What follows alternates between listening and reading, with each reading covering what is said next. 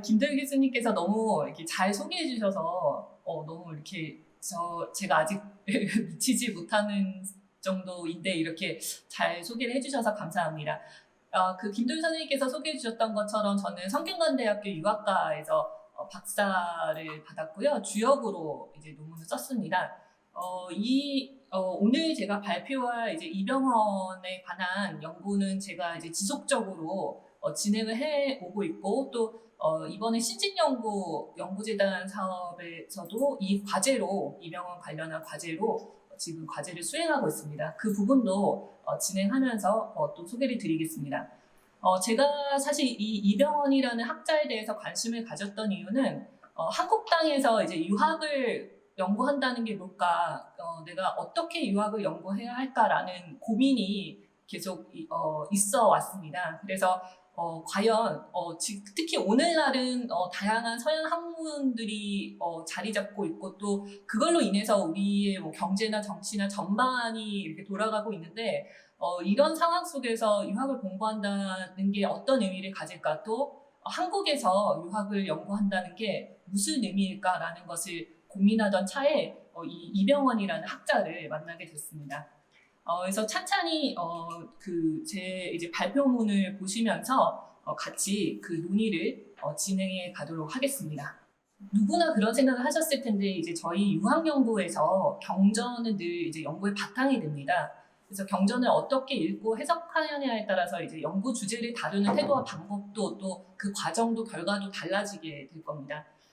제가 요즘에 항상 이제 박사 논문 쓰면서도 고민을 가졌던 부분들이 다른 들은 어떻게 경전을 읽고 있는지 또 그것을 논문 안에서 어떻게 녹여내야 되고 나의 사유로 이제 확장시켜 나갈 수 있는지 사실 그런 부분들이 굉장히 궁금했었습니다. 근데 마침 또 김도희 교수님께서도 우리가 경전을 해석하는 어떤 방법론 자체에 대해서 관심을 가지고 계셔서 이번 기회를 통해서 한번 시대적 경전 읽기라는 주제로 이 이병헌의 사상을 한번 다루어 봤습니다. 그래서 종합토론 시간대에도 이런 경전 읽는 방법이라던가 이런 것들에 대한 논의도 많이 이루어지면 좋겠습니다.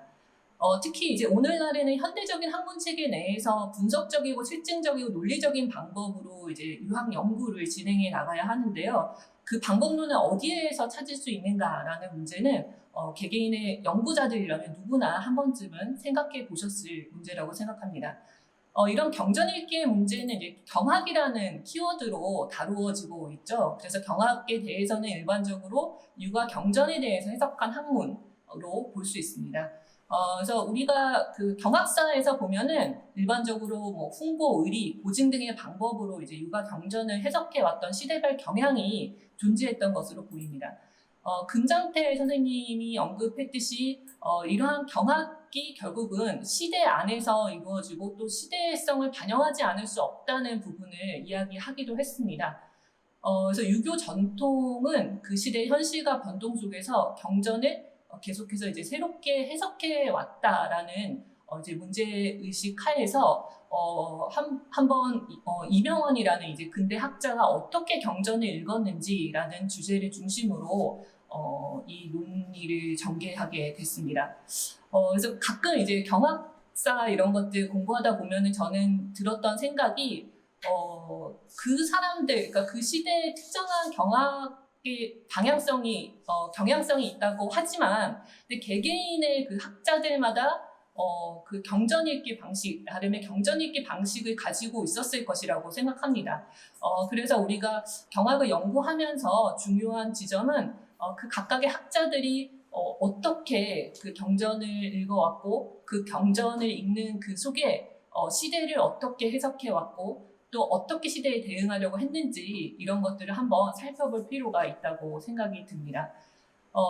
특히 이제 한국에서 우리가 유학을 연구하는 만큼 한국의 시대 공간적 특성을 반영해서 우리가 한국적 경전 읽기를 어떻게 할 수 있는가라는 주제도 굉장히 중요한 주제가 될 것 같습니다. 특히 요즘에는 이제 경전을 또 한국어로 번역을 해야 되는데 그 번역 과정에서 우리가 개념어들을 어떻게 이제 현대적인 개념어를 또 유교 경전 안에서 어떻게 매치시켜서 연구할 수 있을까라는 고민도 했었는데요. 이병헌이라는 학자는 이제 종교라는 그런 근대적 언어를 이제 유교 안에서 이제 발견을 해냅니다. 그래서 그런 과정들을 이따가 같이 살펴보도록 하겠습니다.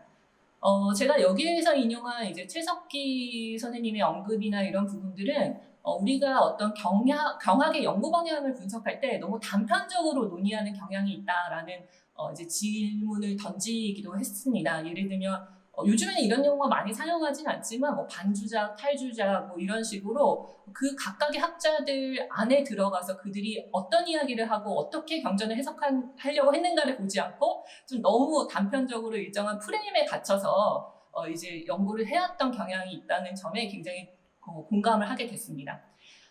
이 이병헌에 대해서 가장 이제 큰 관심을 가졌던 학자 중에 하나는 이제 금장태 선생님입니다. 그래서 금장태 선생님은 우리나라의 한국의 경학사를 정리하면서 뭐 도학이라던가 실학이라던가 이런 부분과 함께 근대 유교 개혁으로서의 이제 근문 경학을 도입한 이병헌을 언급해 보기도 했습니다.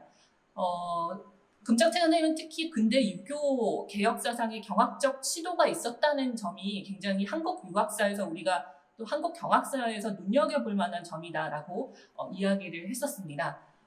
그 당시에 다양한 유교적 대응이 존재했습니다. 전통을 고수하면서 일제 동아 정책에 저항하려고 하는 학자들도 있었던 반면에 이병헌을 비롯한 일부 학자들은 그러니까 유교 사상을 근대적으로 개혁하고 또 민족의 의식을 각성할 것을 또 주장하기도 했습니다. 이런 언급들에서 우리가 한번 생각해 볼 점은 기존에 우리가 이제 프레임에 갇혀서 단편적으로 한국 경학사를 들여다보기보다는 각각의 경학가들의 이제 경전에 대한 접근 방식을 보다 구체적이고 심도 있게 한번 살펴볼 필요가 있겠다라는 생각을 해보게 됐습니다. 그래서 그런 문제의식 하에서 이병헌의 경전 읽기 방식을 이제 살펴보고자 합니다.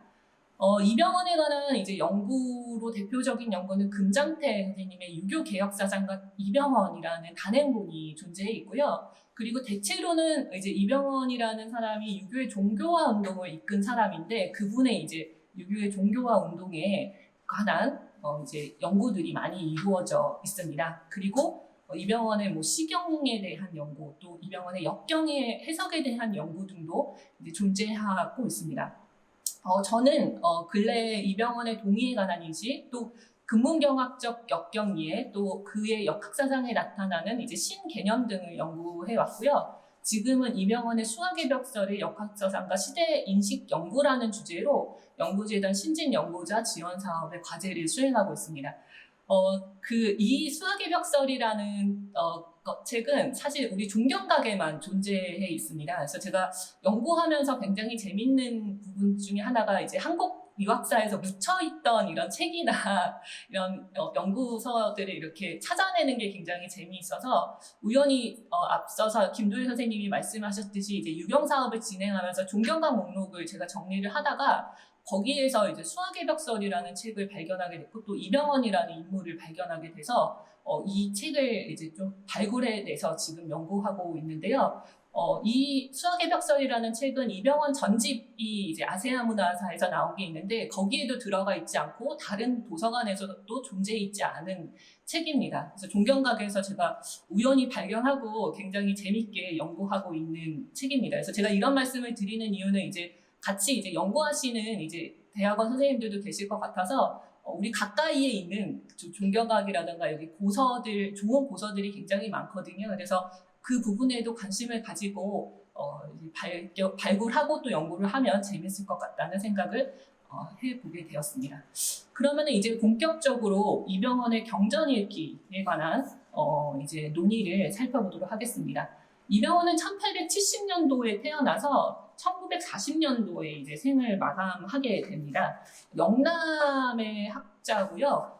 그리고 한주 학파 계열의 이제 그 인물입니다. 근데 이 이병헌의 가장 특징적인 점은 이제 전통적인 한국의 이제 유학적인 교육을 받으면서도 나중에 자신이 이제 좀 문제의식을 갖고 중국에 가서 이제 강류위에게 또 배우기도 합니다. 그래서 굉장히 한국 유학사에서는 흥미로운 인물이라고 생각될 수 있을 겁니다. 그래서 이분은 27세 면허 각종석을 만나서 이제 한 주집을 교정하는 일이라던가 이런 것들을 도와주면서 이제 곽종석의 영향을 받게 됩니다. 그래서 이병헌은 이제 한주학파의 계열로 우리가 부르기도 합니다. 그래서 이병헌은 청년기에 이제 곽종석을 비롯한 한주학파의 영향을 받았고 또 초창기에 그가 유학에 접근했던 방식은 전통적인 방식이라고 할 수 있습니다. 이미 그 집안 자체가 이제 가학의 전통이 있었고요. 또 이병헌의 일대기를 정리한 것들을 보면 15세부터 대학 맹자를 읽고 또 전통적인 이제 한학 교육을 받았습니다. 그래서 이분이 뭐 어렸을 때는 너무 우둔해서 한자를 못 떼서 많이 혼나고 이랬다고 하는데 이제 그 15세부터 대학 맹자를 읽으면서 굉장히 20대 또 돌아가시기 전까지 굉장히 엄청난 연구 업적을 남기게 됩니다. 하지만 구한말 일제강점기의 시대 변화를 겪으면서 이병헌은 다른 행보를 겪기 시작합니다. 전통 교육을 받아왔지만 이제 그의 생각이 이제 전환되기 시작하는 거죠. 1903년이 그 중요한 계기였던 것 같습니다. 그때 이 시기에 한 몇 년간의 한국에 큰 기근이 들어있었던 상황이었던 것 같습니다. 그래서 열강의 침입도 지금 눈앞에 와 있고 또 기근도 들고 그래서 여러모로 이제 그 사회가 불안정한 시대에 중용을 읽으면서 이 가르침을 지켜야겠다라는 생각을 갖게 되는데요. 근데 그가 지키는 방식은 옛 방식을 고수하는 방법론이 아니었습니다.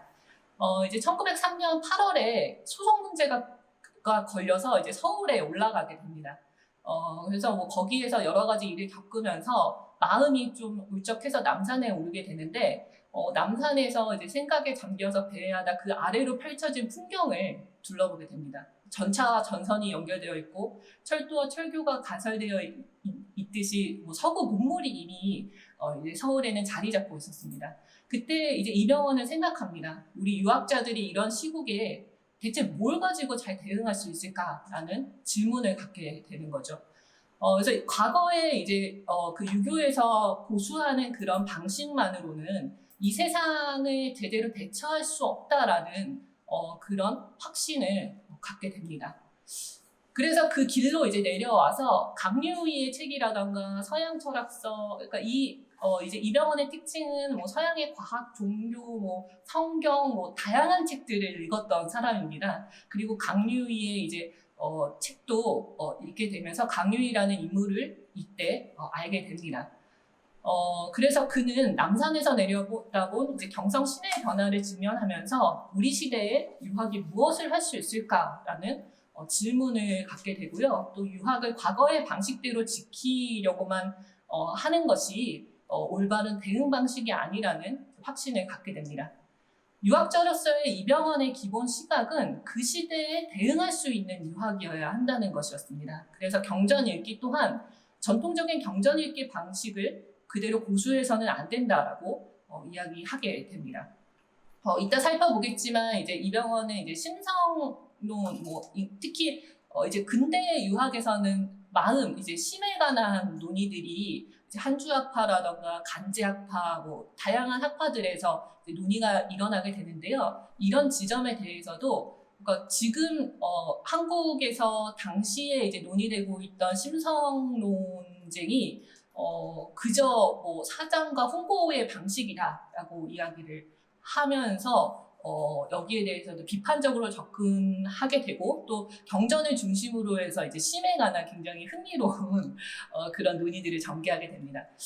저는 이제 이병헌을 연구하면서 이병헌을 거슬러 올라가서 뭐 이진상, 곽종석도 연구해야겠다라는 생각을 갖고 있어서 이 신론에 관해서는 제가 아직 연구가 많이 진척된 상황은 아닙니다만 당시에는 뭐 심증미설이라던가 근데 이 심증미설이 어떤 이황의 심설을 정통으로 계승한 것으로 양명왕의 심증미설과는 다른 그런 논의 방식으로서의 심증미설을 이야기하기도 했고 또 간제학파에서는 심시기설을 제기하기도 하고 또 이학론은 심화위기설을 이제 주장하기도 합니다. 근데 이에 대해서 이병헌은 그 심과 그러니까 이와 기에 관한 이러한 논의들이 그저 예전에 선유들이 이뤄놓은 학설을 그대로 따르는 것에만 힘쓴 것이라고 보면서 이제 다른 식의 접근을 하게 됩니다. 그리고 그가 이제 접근하는 방식은 경전에 기반해서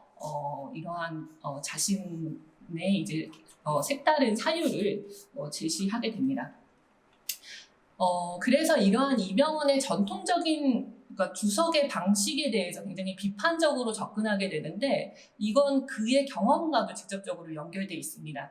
그러니까 이분이 참 재밌는 게 서양 과학 지식을 접하면서 유교가 믿을 게 못 되는 학문인가라는 그런 고민을 몇 년간 해왔던 것으로 보입니다. 예를 들면 천원지방에 관한 얘기라던가 예를 들면 천동설에 관한 논의라던가 이런 것들을 보면서 전통적인 방식에 의거한 주소라던가 주석이라던가 이런 것들이 다 믿을지 못하게 믿을 만한 게 아니라라는 생각을 하게 되면서 동방의 수천 년의 학설이 믿을 만한 게 못 되는가라는 생각을 갖게 되었다는 얘기를 합니다. 또 마음이라는 것이 그러니까 인간의 마음이 뇌에서 일어난다는 이제 서양의 학설들을 보면서 여태까지는 이제 심장에서 나온다고 이렇게 주석이나 이런 데선 이야기하고 있었는데 이런 것들 보면서 과거의 전통적인 주석이나 이런 것들이 과연 제대로 그 유교 경전에 있는 뜻을 전달하고 있는가라는 질문을 갖게 됩니다. 그래서 그의 새로운 경전 읽기 방식은 기본적으로는 전통적인 기존 주석에 대한 비판에서부터 시작을 하게 됩니다. 그리고 그는 공자가 말한 경전의 본래 뜻으로 돌아가야 한다는 이야기를 하게 됩니다. 그래서 그의 그 생애 평생토록 가졌던 가장 중요한 자신의 과제 중에 하나는 유교의 복원 문제였습니다. 즉 기존의 전통적인 주석에 의해서 가려져 있던 유교의 본질을 드러내려고 하는 것이 그의 굉장히 중요한 사명감이었던 것 같습니다. 그래서 특히 유교라는 것을 이제 그는 공자의 교라고 정의를 내리게 되는데요. 공자는 선현들의 이런 논의들을 집대성한 인물이고 또 그 공자의 가르침은 한 시대에만 적용되는 것이 아니라 전 세계 또 만세에 드리워질 수 있는 것이라고 이야기를 하게 됩니다. 그래서 공자의 영향력은 중국을 넘어서 만세에도 영향력을 끼칠 수 있기 때문에 우리 당시에 이제 일제강점기에도 이제 공자의 참 뜻이 그 시대에 대응할 수 있는 정신이 될 수 있다고 보았습니다. 우선 여기에는 이제 이병헌의 이제 공자의 본래의 모습, 공자의 사상의 본래의 모습, 또 유교를 복원하는 데 있어서 이제 이병헌은 각각의 이제 경전들에 대한 생각을 정리하게 되는데요. 이병헌은 육경을 공자가 손수 정리한 것이라고 보았습니다. 그래서 공자의 큰 도가 오직 육경에만 있다라고 이야기하게 됩니다. 하지만 이제 육경의 뜻이 분명치 않은 것은 그러니까 공자의 도가 굉장히 음미하기 때문이라고 이야기를 하게 됩니다. 특히 이제 공자 사후에 공자의 음미한 말이 끊어지고 또 그의 제자들도 떠나면서 그 대의가 끊어졌다고 하는 상황에서 공자의 뜻이 무엇인지 이걸 어떻게 알 수 있는지의 문제가 굉장히 중요한 과제로 다가오게 됩니다. 그래서 그런 문제의식에서 이병헌이 주목한 것이 바로 역경과 근문경학이었습니다. 역경은 아시다시피 이제 진나라 때 분설을 겪지 않아서 공자의 미연대의가 또 잘 담겨져 있는 경전이라고 이제 이병헌은 보고 있었고 또 유교의 종교성을 가장 잘 보여줄 수 있는 경전이라고 이제 그는 보게 되었고요. 그래서 역경과 근문경학을 중시하게 되는데요. 여기서 굉장히 재밌는 이야기들을 보면 그러니까 사기에서 위편 3절 그러니까 역경의 책이 가죽끈이 3번 끊어졌다라는 그 구절에 대해서 이 이야기는 공자가 역경을 직접 편집하느라고 가죽끈이 자주 끊어졌던 것이라고 이제 보게 됩니다. 그래서 이병헌은 역경 계의 효사의 정리자를 공자로 규정하게 됩니다. 그래서 그 공자가 역경 계의 효사와 그 시빅을 직접 편집했다고 그는 이제 보게 되는 것입니다. 근데 이러한 경향성은 사실 청말 민국 초기의 근문경학의 주요 논제와도 연결되는 지점입니다. 뒤에서 이야기하겠지만 이병헌은 강유희의 영향을 많이 받게 되는데요. 이 강유희를 비롯해서 이제 금문경학가들의 논의에서 살펴보면 이제 역경은 공자가 필삭한 것으로 공자 한 사람의 책이라고 이제 보는 견해들, 또 강유희가 단전, 산전, 계사, 효사 등을 공자가 지은 원본이라고 보았던 이러한 이제 사유들에 의해서 영향을 이제 받은 부분도 분명히 존재합니다. 이러한 역경에 담긴 그렇다면은 역경에 담긴 공자의 미연대의 그 본뜻을 어떻게 해석해낼 수 있는가라는 이제 질문을 이 지점에서 던지게 될 겁니다. 당시에 이제 이병헌이 쓴 글들 보면은 당시에 한국 사회 내에서도 유교를 비판하는 목소리가 굉장히 많았던 것 같습니다. 이병헌은 유교를 신봉하는 사람들, 그러니까 유학자들은 주자만을 말하는 풍토가 굉장한 문제이다라고 이야기를 하게 됐습니다. 반면에 당시에 이제 유교를 배척하는 사람들은 공자만을 공격하는데, 근데 만약에 우리가 공자의 미연대의에 의거해서 그 유교의 본질을 잘 이제 보여줄 수 있다면, 이 유교를 배척하는 사람들이 공격할 만한 구실이 없어질 것이다라고 이야기를 하게 됩니다. 그래서 그는 공경의 미연대의는 근문을 통해서만 발현될 수 있다고 이제 이야기를 하게 됩니다. 이 지점은 이제 그 강유희의 영향과도 연결이 되는데요. 1914년 이제 이병헌은 중국으로 넘어가서 그때 이제 압록강을 거쳐가지고 이제 그 중국에 가는 이 일련에 또 이분이 저술을 많이 하셨는데 이제 그런 여행기도 이제 담겨져 있습니다. 그래서 그 중국에 가서 1914년에 강유희를 처음 이제 만나게 됩니다. 그 이후로 1925년까지 5차례 강유희를 만나게 되는데 그 과정에서 이병헌에게 읽어보아야 할 책 목록을 제시하게 됩니다. 그래서 여기에서 이제 뒷장에서 보시면 제가 이 각주 44번에 요게 보면 이제 목록들이 나와 있습니다. 그래서 여기 뭐 근문서를 이와 같이 그 강유희가 제시해줬던 이 목록이 아래 각주에 있습니다. 그 1919년에 이제 그 이병헌은 유교복원론이라는 책을 쓰게 됩니다. 그리고 1920년에 이듬해 강유희를 만나서 그 유교복원론을 보여주게 되는데 그때 이제 강유희가 근문을 좀 더 읽어봐야 될 것 같다라고 하면서 그 목록을 이제 제시를 해줬습니다. 그래서 그의 일대기가 담긴 이제 아력초에 따르면 서한의 근문경에 주목해야 한다고 강유희가 이야기를 했고 또 이것이 그러니까 공문 70여 제자와 후학들이 그 공자의 뜻을 주간에 적어 전해온 것이라고 이야기하면서 참의서는 또 경강부회한 게 많기 때문에 분별해서 읽어야 한다는 강유희의 당부도 함께 이제 그 남기게 됩니다. 그래서 그의 근문경에 대한 관심은 사실 강유희의 영향에서 시작되긴 했지만 이에 대해서 스스로 확신을 얻어갔던 지점들이 보이는데요. 그 예로 살펴보면 유학자로서 이병헌은 지동설을 받아들이기 굉장히 힘들었던 이제 모습을 보여줍니다. 그래서 35세 때에 서양 철학책을 보면서 시중의 뜻을 또 생각해 보면서 또 서양 철학에서도 굉장히 받아들일 것이 많다라는 생각도 이제 하게 되는데 근데 그러면서도 가장 어려웠던 점이 지구가 움직이지 그러니까 지구가 움직이지 않는다는 전통적인 이론을 고수할 것인가 말 것인가라는 고민을 하게 되는데요. 근데 굉장히 재밌는 게 그러니까 위설을 읽다가 지동설의 근거를 찾게 됩니다.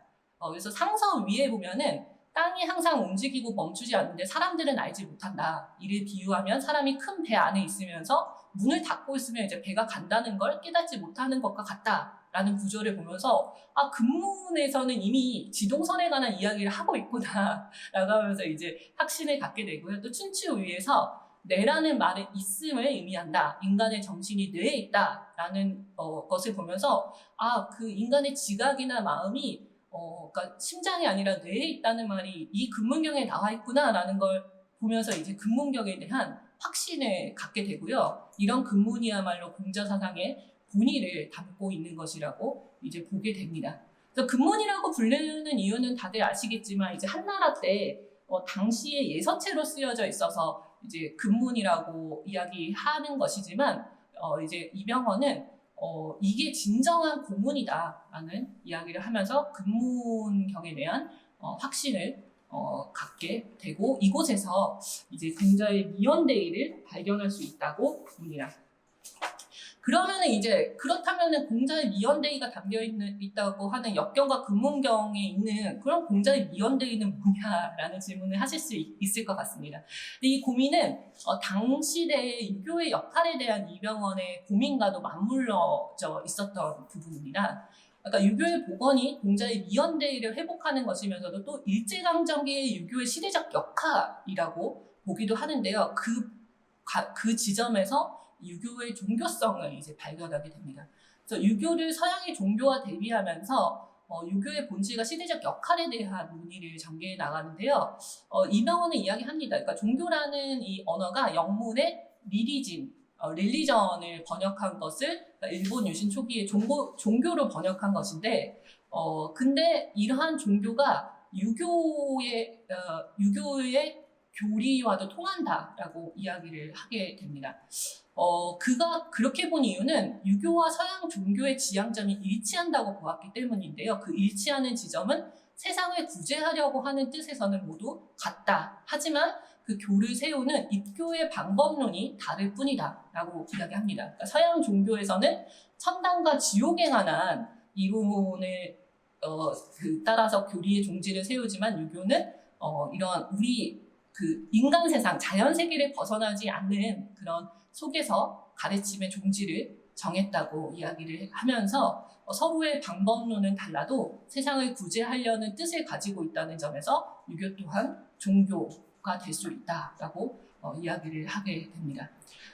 이런 유교의 종교성 회복의 문제는 사실 그가 처해 있던 당시의 환경과도 연관이 돼 있습니다. 그러니까 왜 이병헌이 유교의 종교성 회복을 유교의 복원이라고 보았는가라는 문제는 당시에 사실 일제에 의한 유교의 탄압이 굉장히 심했던 시기였던 것으로 보입니다. 그래서 일제에서는 종교에서 유교를 제외시키고 또 이제 향교 재산을 지방 관청에 이제 귀속시키면서 모든 그러니까 향촌의 이제 운영이나 이런 것들이 친족 중심이 아니라 마을 단위 합동 방식으로 되도록 하면서 유교 조직을 무력화시키려고 했던 당시의 시대적 상황과도 맞물려 있습니다. 또 잘 아시다시피 강류이가 또 중국의 공자교 운동을 벌이기도 했죠. 그래서 강류의 영향도 존재한다고 보이지만 이병헌은 이제 강류이와는 다른 뭐 심직신의 사유를 전개해 나간다던가 굉장히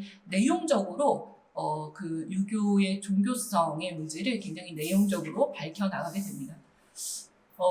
그래서 이러한 내용들을 정리해보면 기존 선유들의 사유 프레임에 갇혀서 또 주석서에 갇혀서 하기보다는 나름대로 자신의 방식대로 이제 그 공자의 미연대의를 담은 이제 경전들을 찾아나가게 되는 모습을 보여주고 있습니다. 그래서 이병헌은 여기 보시다시피 그러니까 육경을 중시했기 때문에 오경에 대한 이제 경전과 주석서를 이렇게 편찬을 했습니다. 여기에서 이제 악경은 그러니까 그 악경에 대해서는 공자의 육경 가운데 하나인 악경에 대해서는 본래 소리만 있고 글은 없었는데 공자의 바른 악은 바른 시가 된다고 해서 이 악경이 시경을 노래한 것이라고 보았고요. 그렇다면 사서에 대해서는 어떤 견해를 가지고 있었는가? 각주 56번을 보시면 그러니까 사서에 대해서는 굉장히 소략하게 언급합니다. 그래서 논어, 맹자, 대학에 대해서 굉장히 소략하게만 다루는데 중요만큼은 상당히 상세하게 다루고 있습니다. 그 이유에 대해서는 이제 뒤편에서 살펴보도록 하겠습니다. 특히 그 말년에 그가 이제 가장 관심을 가졌던 부분은 바로 역경이었습니다. 제가 이제 발굴한 수학의 벽설 같은 경우에는 그분의 이제 일대기를 적은 아력초라는 부분에 보면 그 1939년 2월부터 이제 병상에 누워 있었던 이병헌이 이제 아들을 불러서 몇 가지 이제 저술을 남기게 됩니다. 근데 그해 11월에 수학의 벽설을 저술하고 나서 1940년 1월에 숨을 거두게 됩니다. 그러니까 죽음에 임박한 직전에 마지막으로 남긴 게 수학의 벽설이고, 이 책은 역경의 원리에 근거해서 굉장히 한국적 역학의 특징을 보여주는 굉장히 흥미로운 역사 철학적 이제 프레임을 제시하고 있습니다. 이병헌의 이제 역경에 관한 주석서들을 살펴보면 정현, 우번, 순상, 맹희, 경방, 요배중의 주석을 포함해서 왕필, 또 정의, 정전, 본의 등 굉장히 주석을 폭넓게 다루고 있습니다. 그래서 이러한 지점들은 한국 유학의 독보적인 근문경학적 시각을 보여주는 것이면서도 굉장히 다양한 경전에 대한 시각을 사람들이 볼 수 있도록 도왔다는 점에서 한국 경학사의 중요한 성과물 중 하나라고 여겨집니다. 하지만 이병헌의 경전일기의 특색은 이런 체제나 형식 면에만 국한되어 있지는 않을 겁니다. 그래서 2장에서 언급했듯이 유교의 정체성은 이제 종교이다라고 보고 있었고, 이러한 그의 사유는 경전에 철저하게 기반을 두고 있었습니다. 그래서 이런 사유가 도출되기까지 이병헌의 경전일기의 구체적인 면모는 무엇이었는가라는 것을 또 살펴보아야 할 필요가 있다고 생각됩니다. 그래서 그런 걸 살펴볼 수 있는 지점으로 제가 몇 가지 이제 예시를 들어서 설명을 하고 있는데요. 예를 들면 중용 귀신장에 대한 그의 해석을 살펴볼 수 있습니다. 이 중용의 이제 귀신장 이 구절에서는 귀신의 덕이 성대하다라는 이야기를 하면서 그 덕의 모습이 보아도 보이지 않고 들어도 들리지 않을 정도로 은밀하지만 또 모든 사물의 본체를 이루고 있고 또 위에 있기도 하고 좌우에 있기도 하는 듯 온 세상에 충만해 있는 것이다 라는 것을 이야기하고 있고요. 또 그 은밀함이 드러난 그 모습이 그 성을 은폐할 수 없는 것과 같다라는 이야기를 하고 있습니다. 이 구절에 대해서는 사실 주위의 중용장구를 보면 상당히 그렇게 중요하게 여기고 있지는 않습니다. 이 중용장구에서는 12장에 군자의 돈은 광대하고 은미하다라고 한 데에서 비와 은의 의미를 해석한 것이라고 보았지만, 이병헌은 이 장을 중용의 핵심이고 또 공교의 두뇌라고 보게 됩니다. 그는 사서 가운데에서도 중용을 가장 중요하게 여기고 있고 또 오경 가운데서도 역경을 가장 중요하게 여깁니다. 왜 그런지에 대해서는 그의 주석에서 살펴볼 수 있습니다. 그는 공자의 말이 성과 천도에 대해서는 들을 수 없다고 저희 이제 논어에 나오죠. 공약장에 나오는데 그렇게 했지만 중용의 첫 장에서는 성과 천도로 유교의 교파를 여는 뜻을 밝혔고, 또 논어에 보면 공자는 계령난신을 말하지 않았다고 하지만 이 장에서는 중용의 앞선 장에서는 직접적으로 귀신의 성대한 덕에 대해서 말하고 있다라고 보았습니다. 그래서 이병헌의 경전일기의 특징은 유가 경전을 따로따로 역경별로 중용별로 이해하는 게 아니라 유가 경전 전체를 일관된 맥락으로 연결지어서 그 내용과 개념어를 파악하고 있는 특징을 보여주고 있고요. 문헌적인 측면에서 중용과 역경의 특성을 또 연결해서 언급하게 됩니다. 근데 처음에는 중용이라는 책이 이제 공자의 이의를 찾는 책이 아닌 줄 알았다라고 이야기하는데, 이 이의라는 것은 근문경학적 사회의 중요한 키워드가 되는 것으로 이제 비상이의라고도 얘기되는데요. 하유의 이제 춘추 공양전 주소나 이런 데 보면 그러니까 난세의 역사의 근거에서 춘추에 대해서 지어진 것으로 그중 평상적이지 않은 다른 의로 개의하다고 할 만한 논의가 많다라고 한 데에서 이 비상의가 얘기되게 됩니다. 그래서 공자는 이러한 이병헌은 공자의 비상의가 역에 있다고 보면서 또 중용에도 특히 앞선 구절에서 그런 것을 이제 발견할 수 있다라고 보게 됩니다. 이병헌은 그러니까 중용의 앞선 귀신장이 신의 모습을 보여주는 것이면서도 역과 통하는 공자의 이의를 보여주는 것이라고 이야기를 하게 됩니다. 그래서 이제 그렇다면 이 신의 모습이 무엇인가라는 걸 살펴보면요. 이병헌은 앞서 언급한 중용의 구절에서 처음에는 귀신의 덕을 말했다가 이어서 이 귀신의 덕이 성대한데 사물의 본체를 이루고 있어서 어떤 것도 빠뜨릴 수 없는 신묘함을 가지고 있다. 또 이게 어디에나 이제 혼연하게 충만해 있다라는 이야기를 한 부분을 이야기하면서 하나의 근원이 유통되고 있는 모습이다라고 이야기합니다. 예를 들면 바닷물이 어느덧 이제 우리 주위에 있는 강과 하천 이런 곳에 나와 있듯이 물줄기는 하나이지만 이것이 소통돼서 우리 곁 가까이에 또 우리의 본체를 이루게 되는 것이다라고 이야기를 하게 됩니다. 그렇다면 이런 중용구절에서 해석해낸 신의 이런 면모가 이병헌의 경전일기에서는 어떻게 다가올까라는 것을 살펴볼 필요가 있을 겁니다. 주역 개사전 5장에는 이제 함께에 대한 설명이 나옵니다. 여기에 자주 오고 가면 덫이 그대를 따를 것이다 라는 구절이 있는데요. 이것은 함께 구사 효사에 나오는 말입니다. 특히 함께 구사 자리는 굉장히 중요한 그 지점이라고 되었는데요. 그 이유는 전통적으로 이 구사 효사의 자리가 마음이 위치한 자리라고 여겨져 왔기 때문입니다. 함께는 이제 주역에 대해서 잘 아시겠지만 저희가 한 개가 밑에서부터 이렇게 짝짝 그어 나가잖아요.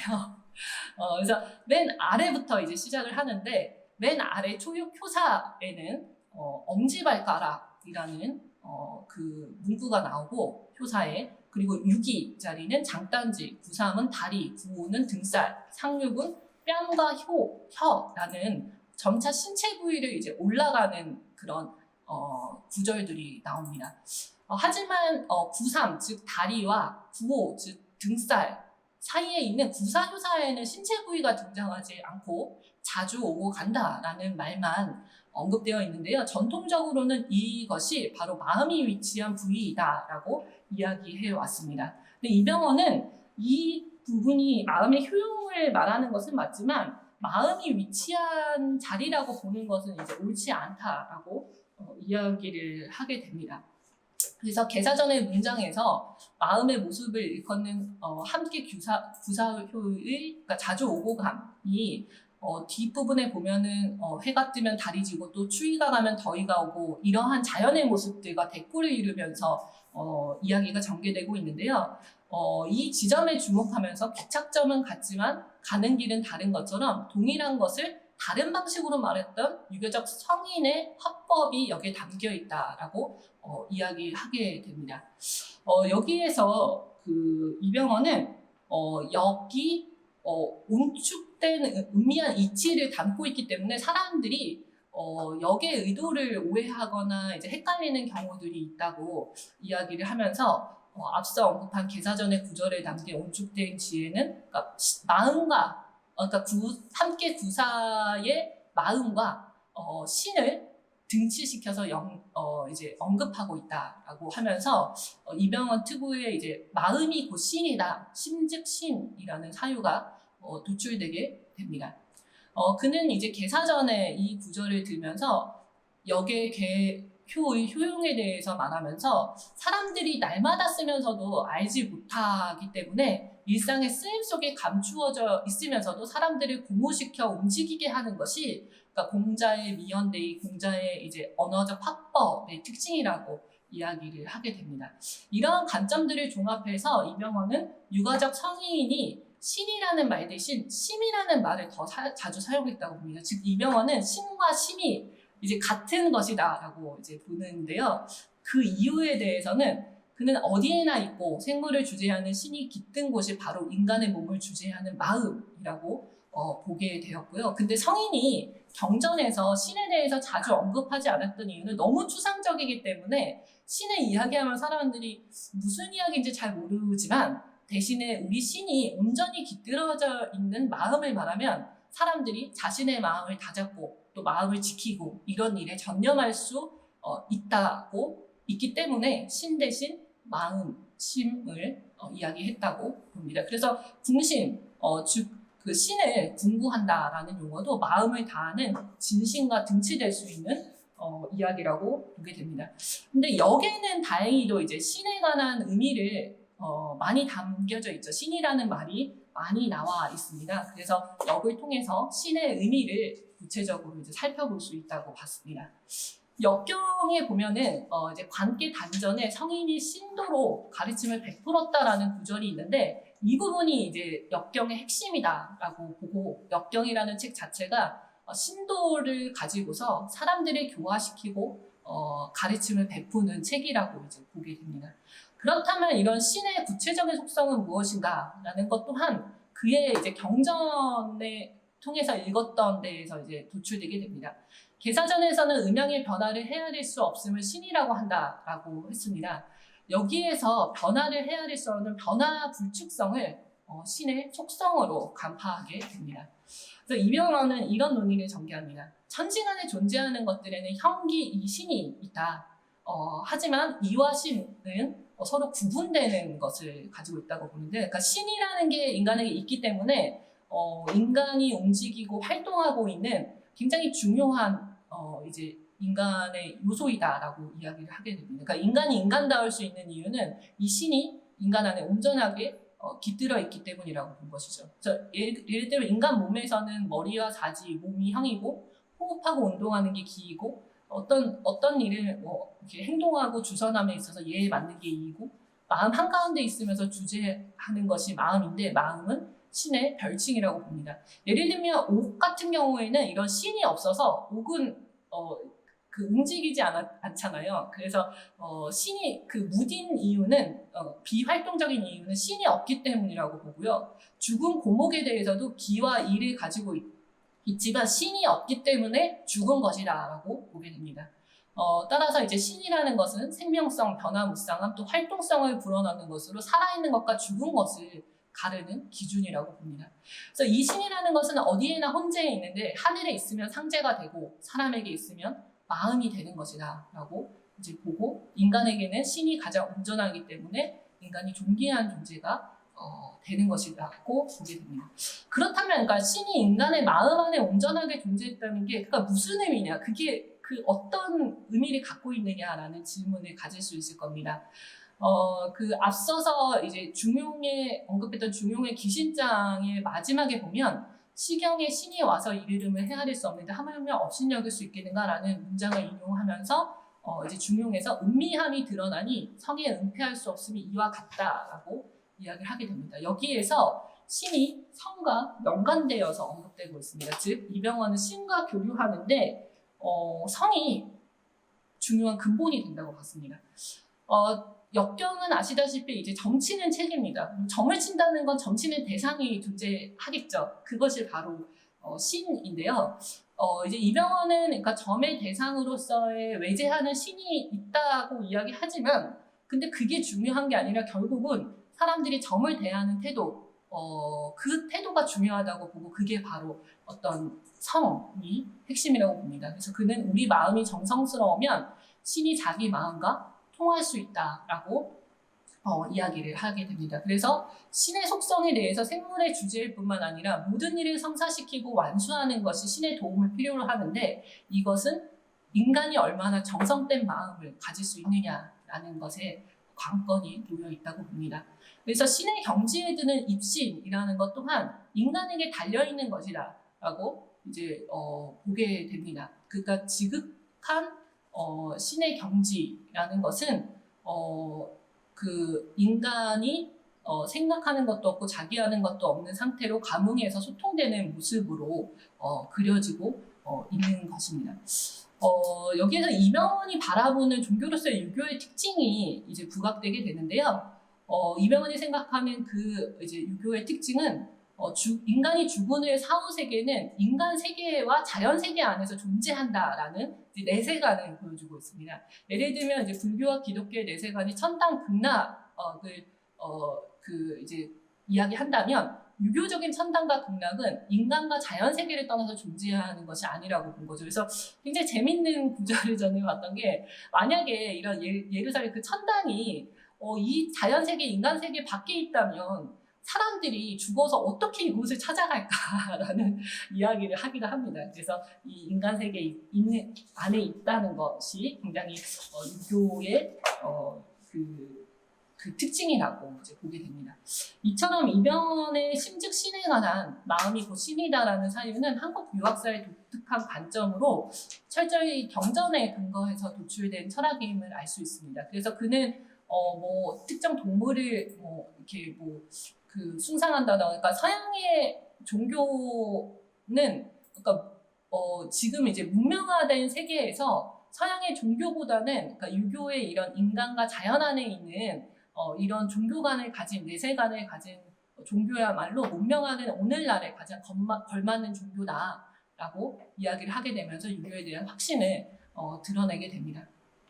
이걸 통해서 그러니까 이병헌의 경전읽기 방식은 공자가 육경을 손수 정리했다는 근거에서 경전 안에 흩어져 있던 다양한 사유들의 맥락을 이어가서 공자의 미연대의와 비상의를 밝혀내는 방식으로 전개가 됐습니다. 그래서 이병헌의 경전읽기 방식은 그 경전에서 자주 이야기한 것들을 이제 들추어내기보다는 잘 이야기되지 않았던, 그러니까 공자의 은미한 그 숨겨져 있는 말을 끄집어내려는 그런 방식으로 이어지는데요.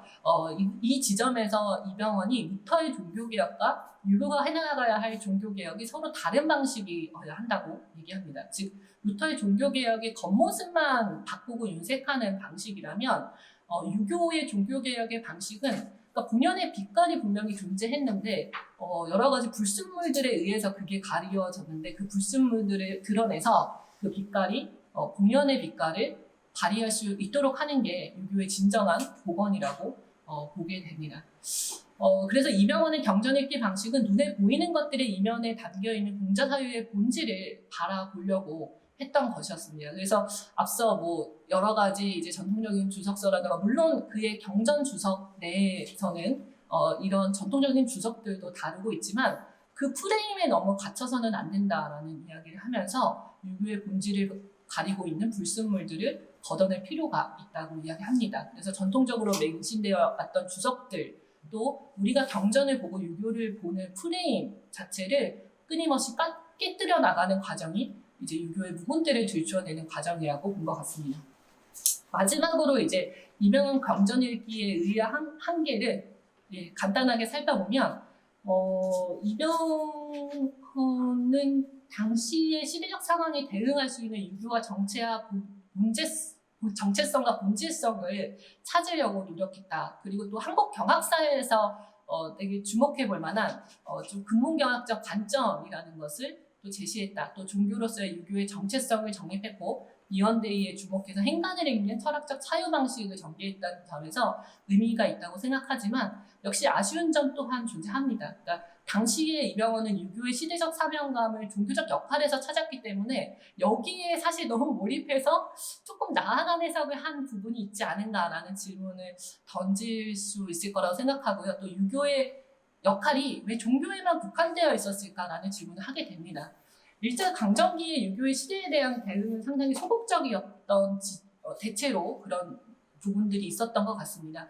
그러니까 이 시기에 유교에 대한 일제의 탄압이 너무 심했기 때문에 유교의 생전 자체가 사실 절체절명의 과제였을지도 모르겠지만 하지만 좀 더 사회 참여적인 이런 것들을 할 수는 없었을까라는 생각을 합니다. 그럼에도 불구하고 그러니까 종교를 희망으로 표현하고 또 유교도 사람들에게 희망을 불어넣는 종교가 되어야 한다고 했던 이병헌의 사유는 다시금 오늘날에도 의미가 있다고 생각하는데요. 그는 유교의 희망의 특징을 인간 세상 속에 가득 차 있는 희망이라고 이야기합니다. 그러니까 우리 마음이 곧 신이라는 건 인간이 그처럼 존귀한 존재이고 또 인간이 마음을 정성스럽게만 할 수 있다면 신과 만날 수 있다라고 이야기를 했던 거죠. 그러니까 한치 앞의 미래를 내다볼 수 없는 일제 그 암울한 시기 속에서 우리 존재 자체가 이미 존귀하고 소중하다는 것을 일깨우는 것, 또 사람들에게 우리가 이 암울한 시기도 그 변화의 와중에 있다라는 것을 보여주는 그러니까 희망의 메시지를 주려고 했던 그의 사유들을 살펴보면 세상과 사람 또 유교에 대한 진정성을 다시금 또 돌이켜 볼 수 있을 것이라고 생각합니다. 네, 그러면 이상으로 발표는 마치고요. 또 종합토론 때 선생님들의 여러 질정과 또 말씀들을 들으면서 더 이제 제가 생각했던 것들을 말씀드리고 또 많이 배울 수 있도록 하겠습니다. 예, 들어주셔서 감사합니다.